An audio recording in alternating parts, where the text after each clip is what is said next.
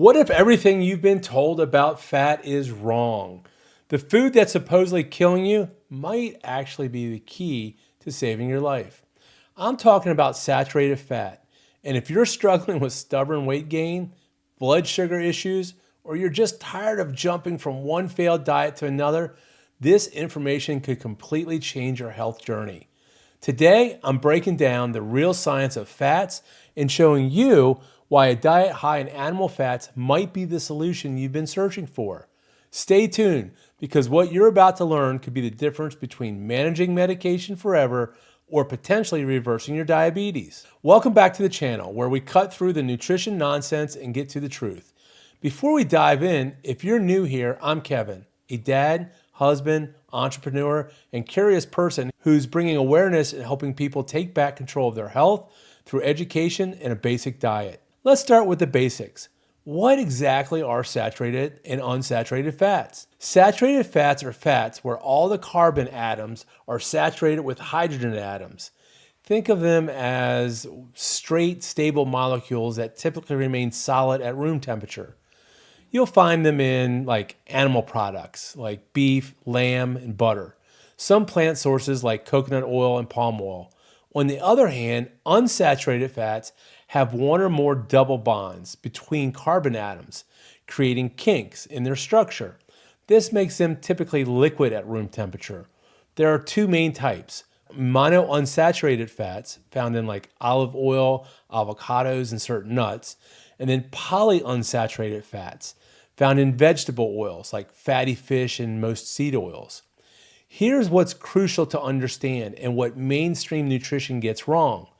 The molecular structure of these fats directly impacts how your body processes them. For decades, we've been told that saturated fats clog arteries and cause heart disease.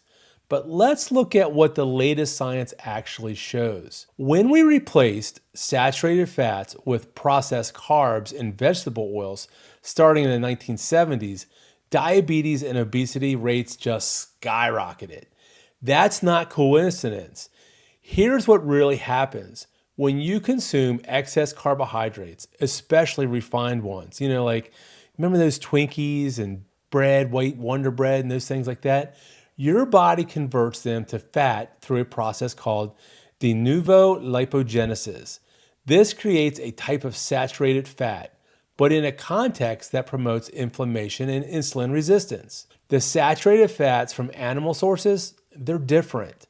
You see, they provide stable energy without blood sugar spikes, support hormone production, help with nutrient absorption, maintain cell membrane integrity.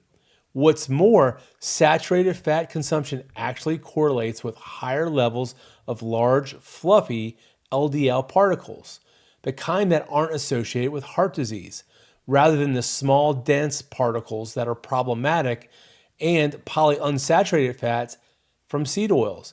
They're highly unstable and oxidize easily when heated, potentially creating harmful compounds in your body. Now let's connect this to diabetes. Type 2 diabetes is fundamentally a disease of insulin resistance.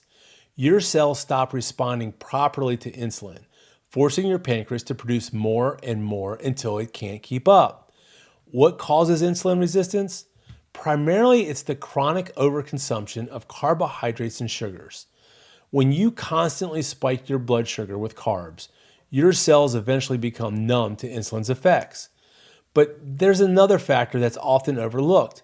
The type of fat in your diet affects your cell membranes and how they respond to insulin. Membranes with more saturated fat are actually more sensitive to insulin, while those with excessive omega-6, polyunsaturated fats from seed oils, can promote inflammation and worsen insulin resistance. This flies in the face of conventional advice to avoid saturated fats and load up on vegetable oils. The science suggests that the exact opposite might be true. This brings us to the carnivore diet, a way of eating that focuses on animal foods and eliminates plants, especially carbohydrates. It's high in saturated fat and protein with virtually no carbs. Here's how a carnivore approach might help reverse diabetes. First, eliminating carbohydrates immediately stops the blood sugar roller coaster. No carbs means no glucose spikes, which means no insulin spikes. Second, when your body adapts to using fat for fuel instead of glucose, a state called ketosis, your insulin levels naturally remain low. This gives your cells a chance to regain their insulin sensitivity. Third, the saturated fats from animal sources provide clean, stable energy without the oxidative stress and inflammation caused by processed carbs and seed oils. Fourth, protein from animal sources has a minimal impact on insulin compared to carbohydrates, while providing essential nutrients for healing. Many who've adopted a carnivore approach have seen dramatic improvements in their blood sugar markers within weeks, often reducing or eliminating their need for diabetes medication. Don't just take my word for it. Let me share some real results from me, a real everyday person. I was pre-diabetic. I was born in the 70s. So I adopted that lifestyle of eating lots of carbs and even vegetables and plants. I actually tried very hard to lose weight throughout my life, and I've always struggled with weight. Even when I was a child, I always loved eating meat. And my parents always said, no, meat's bad for you. Don't use butter, use margarine. And my mother would buy every sugar-free out there. And she really thought that she was doing something really good. Now that I've gotten older, I have found out that I think it's the opposite that is true. I look at my family and I look at my grandparents. They never had weight issues. I actually believe the food is what harmed me and made me insulin sensitive and struggle with weight. Even though I was an athlete, even though I was very active my whole entire life, it's the food. The food is what is the problem, and we need to get back to basics. So since I've adopted this lifestyle in almost a year's time, I have lost 65 plus pounds. I've got my glucose under control. I eat carnivore, dabbled with lion diet, and occasionally I won't be as strict as other times. And I'm not saying that it's one way or the other. You have to find out what's right for you. But what I'm trying to say is that diet can heal you. And I've seen it heal myself. My mind is sharper. I have much more energy.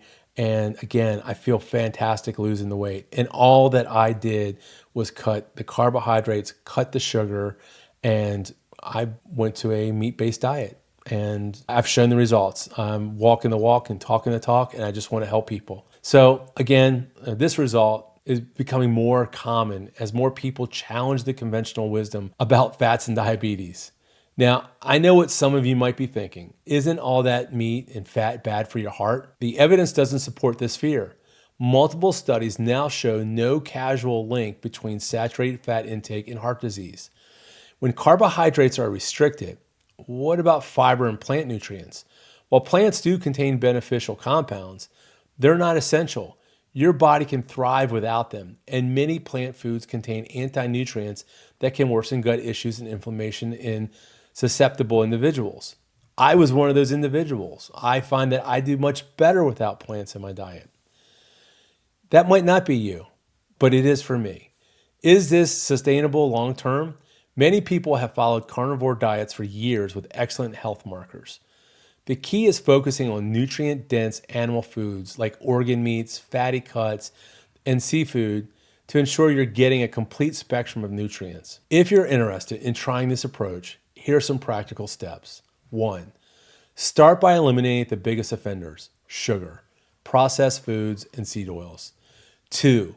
Gradually reduce your carbohydrate intake while increasing healthy animal fats. And number 3, focus on nutrient-dense animal foods like grass-fed beef, eggs, and seafood.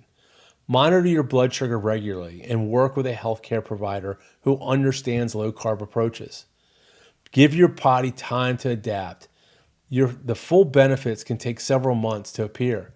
Remember, this isn't about a temporary diet. It's about finding a sustainable way of eating that works with your biology, not against it. If you found this information valuable, do me a quick favor and smash that like button. It really helps the channel reach more people who need this information. Drop a comment below with your biggest takeaway or question about fats and diabetes, and I'll personally respond to as many as I can. And if you're serious about taking control of your health, click on more of my videos to learn more about how you can take control of your health and possibly find financial freedom. Next week, I'll be breaking down more health and money-related topics to help you live a healthier and more financially free life. Subscribe now so you don't miss it. Until then, remember, your health is in your hands. Sometimes the path to healing means questioning everything you've been told. See you in the next one.